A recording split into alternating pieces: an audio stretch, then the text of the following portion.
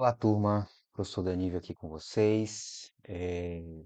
Nós estamos trabalhando com a poligonal de apoio topográfico, né, para o cálculo de coordenadas e elaboração de planta topográfica. E nessa aula, basicamente, nós vamos aprender a fazer o cálculo das irradiações, como calcular os azimutes, né, os deltas, né, as projeções espaciais, delta x e delta y, as coordenadas x e y e depois como plotar isso, né? Como exportar esses pontos de uma planilha Excel para a gente abrir no QGIS e seguir com os procedimentos de elaboração da planta, certo?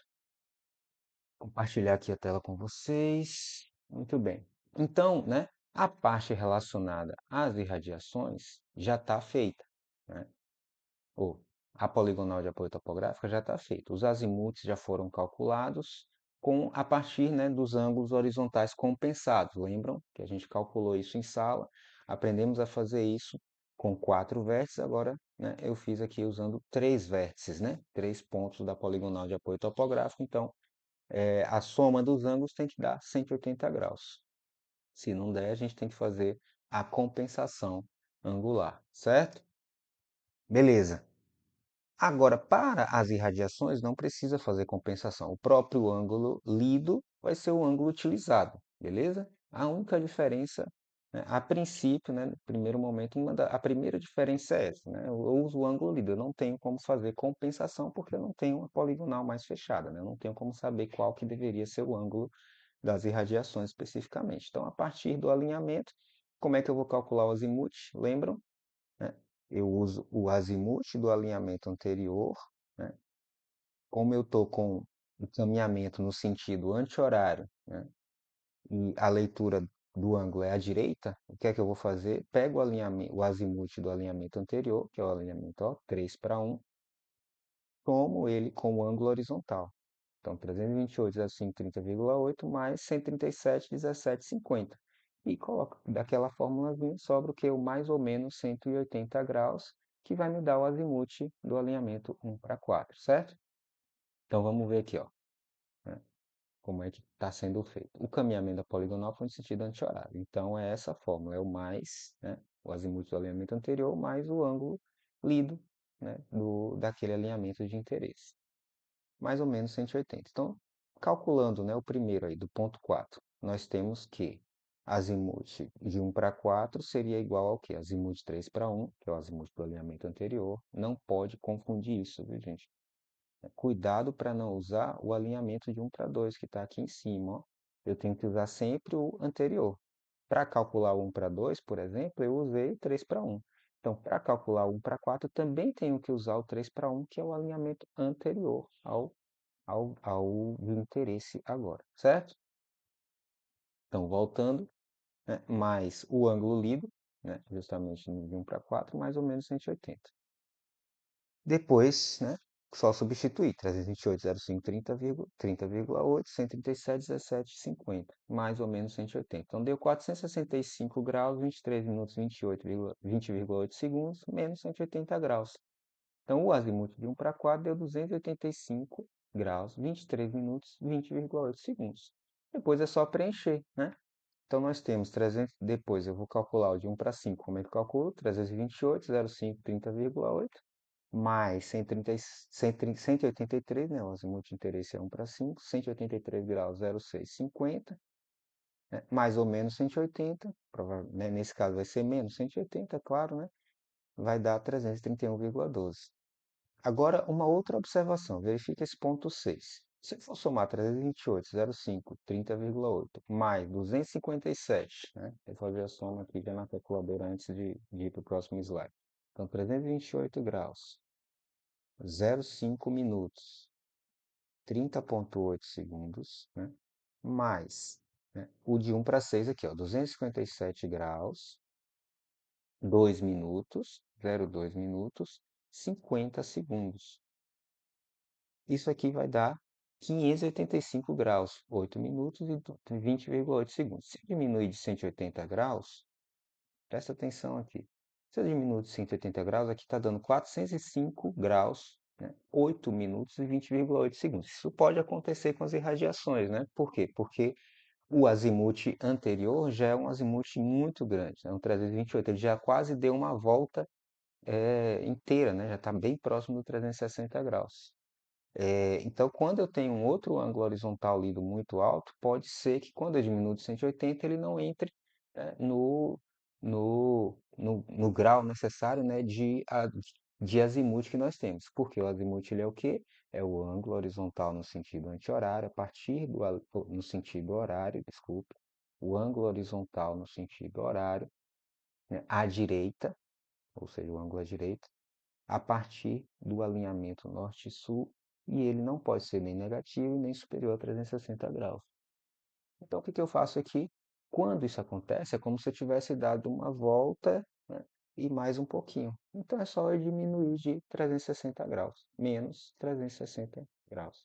Então, na verdade, né, quando eu faço isso, o meu ângulo horizontal, ou o meu azimuth, ele passa a ser 45 graus, 8 minutos, 20,8 segundos, né? Então, eu fiz tudo isso aqui, né?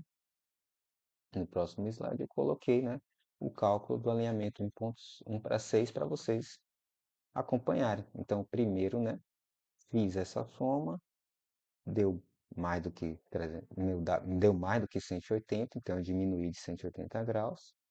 Depois deu ainda maior do que 360 graus. E azimuth, não existe azimuth acima, né, maior do que 360 graus, então eu tenho que simplesmente diminuir de 360 graus. E encontro o azimuth de 1 para 6, 45 graus, 8 minutos, 20,8 segundos, certo? Isso pode acontecer em diversos pontos aí, quando você está calculando o azimuth das irradiações, beleza? E agora, e as coordenadas? Agora é a hora das coordenadas definitivas, né? A gente já calcula direto a projeção no eixo X e a projeção no eixo Y. Não tem, né, muita dificuldade nisso, né? Vocês já viram lá como fazer. Então aqui já está calculado da poligonal de apoio. Como é que eu faço para calcular agora os outros vértices aqui, que nesse caso aqui seriam do pavilhão de engenharia? Como é que eu calculo as projeções?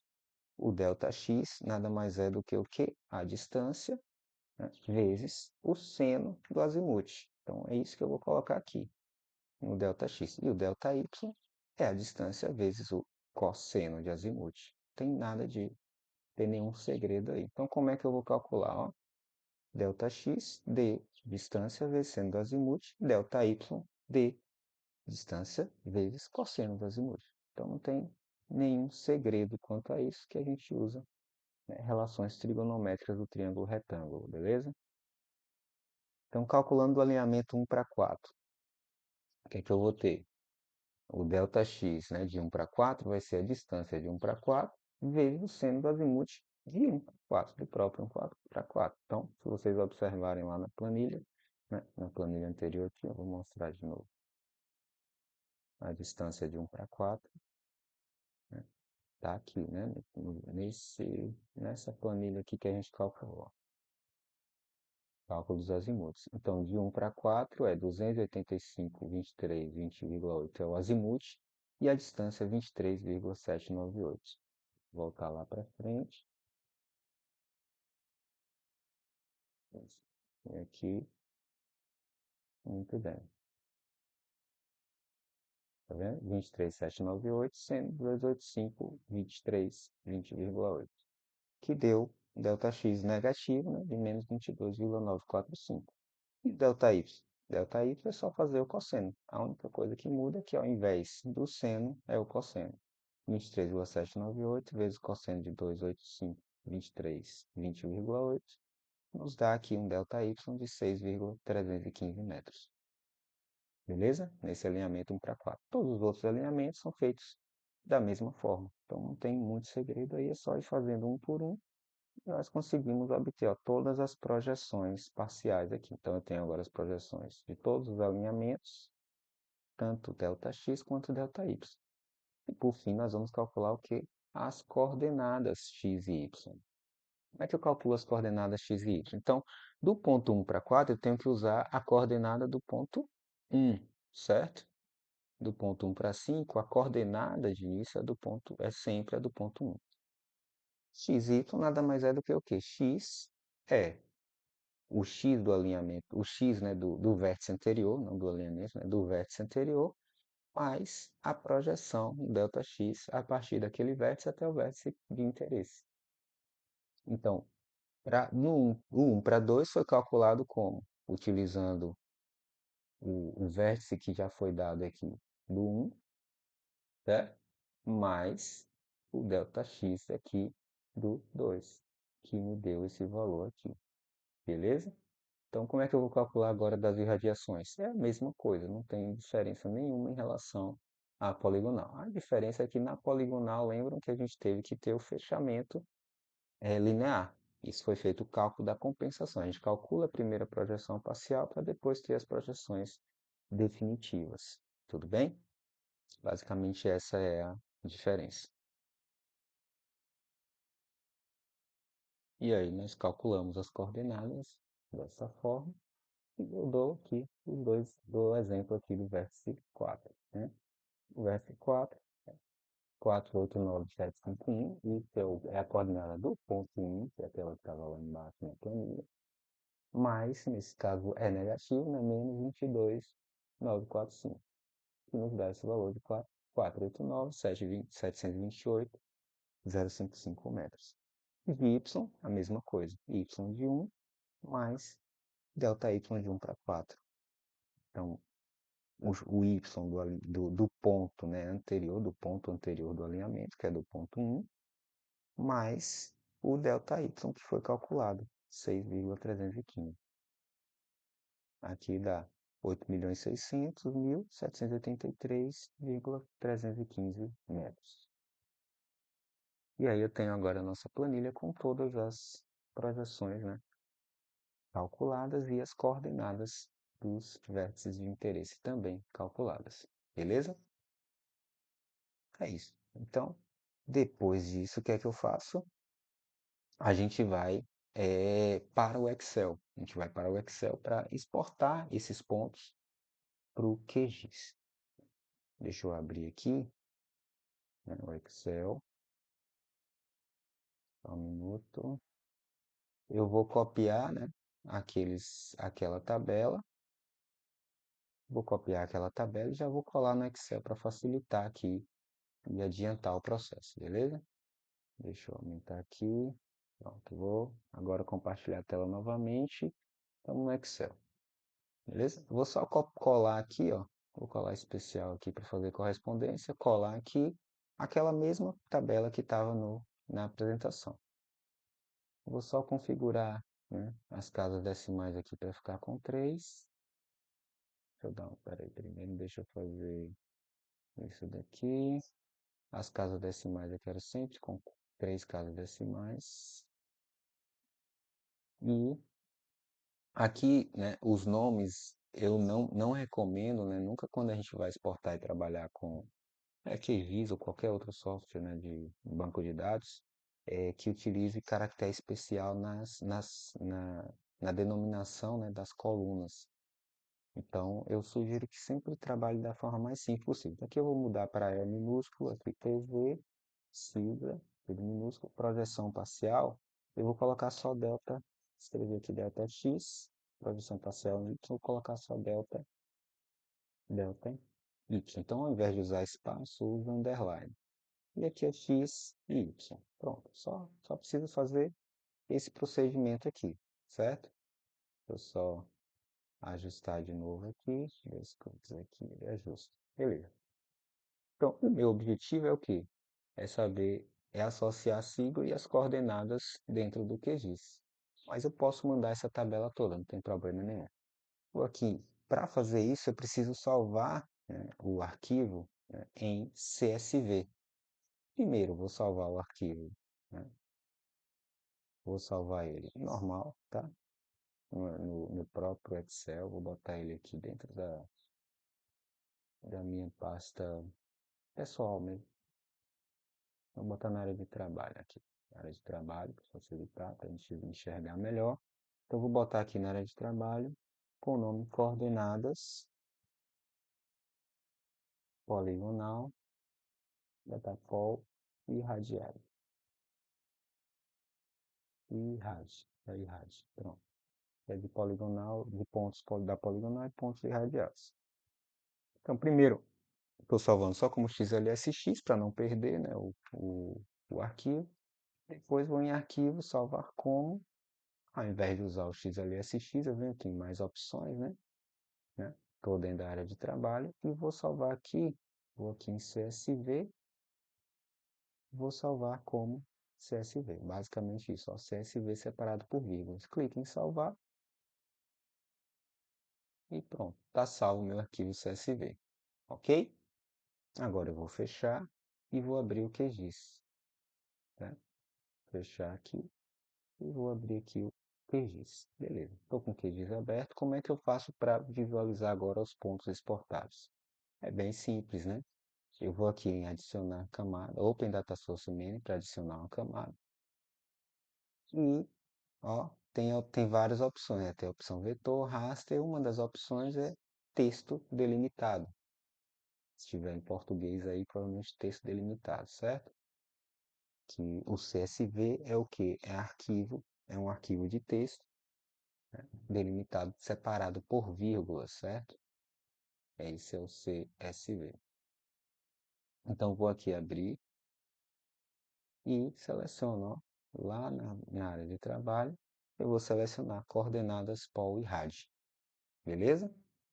Depois que eu selecionei, eu vou, né, se eu colocar em CSV, vejam que ele não conseguiu separar, porque às vezes o computador, né, como o meu caso aqui, o QGIS está configurado em inglês, ele não está conseguindo ler, porque em português, o CSV de fato é Comma Separated Values, que é valores separados por vírgula. No caso do português, normalmente a gente utiliza ponto e vírgula. Então eu venho aqui em Custom Delimiters e seleciono semicolon, que significa ponto e vírgula, certo? Então, ó, se eu desmarcar e some, se eu usar coma, né, ele vai usar só, ele vai fazer uma separação, mas usando vírgulas, e aí não fica correto, ó, os campos eles ficam todos desconfigurados. Quando eu uso semicolon, ele configura cada um dos campos certinho, ó, né? E, PV, sigla, delta X e delta Y. Depois o que é que eu quero fazer, né? Aqui tem que marcar aqui esse decimal separators comma, porque é arquivo que tem vírgula, né? Ele vai ter uma separação decimal. Primeiro registro tem nome de campo, né? A primeira linha é o nome dos campos que a gente está trabalhando. E pede para detectar o tipo de campo, né? Se vai ser texto, se vai ser número inteiro, se vai ser número decimal e por aí vai, certo? Então ele detecta automaticamente aí. Então esses campos aqui devem estar marcados. Depois a gente tem aqui, ó, Geometry Definition. Então eu vou definir qual é a geometria que eu quero. Quais são? É uma geometria de coordenadas de pontos, só que não é delta x que eu quero. Eu quero na coordenada x, no campo x, o x, e no campo y, o próprio y, certo? Não pode estar marcado aqui coordenadas DMS, porque a gente não está usando graus, minutos e segundos. Nós estamos usando coordenadas UTM. E depois aqui em Geometry CRS, a gente clica aqui no globinho e escreve, né? A gente pode escrever aqui qual é a, o identificador, né? O identificador da coordenada de referência que nós vamos utilizar, que é o siglas 2000, zona 24S, o TM zona 24S, que é o 31984. Quando a gente digita esse número aqui, aparece aqui embaixo. Dá OK, ele reconheceu e eu vou mandar adicionar. Pronto, quando ele adicionou aqui os pontos da poligonal, mais os vértices do pavilhão de engenharia, né? Usei aqui a princípio somente 6 vértices, né? No levantamento nós utilizamos uma quantidade maior. Para eu ver se está tudo certo, o que é que eu faço? Eu posso, né, mostrar o label, o rótulo, tá vendo? Ó, Pol, temos os 3 vértices aqui da poligonal, temos os pontos do PVE. Basicamente, a partir disso, a gente pode começar a elaborar a planta, né? Criando, né, os polígonos de interesse, o polígono da poligonal, o polígono do pavilhão de engenharia e, no caso do levantamento de campo, nós tivemos os outros vértices, né, como o vértice do estacionamento e os vértices, né, da linha de transmissão com os postes e a nossa estrada, ok? Muito bem.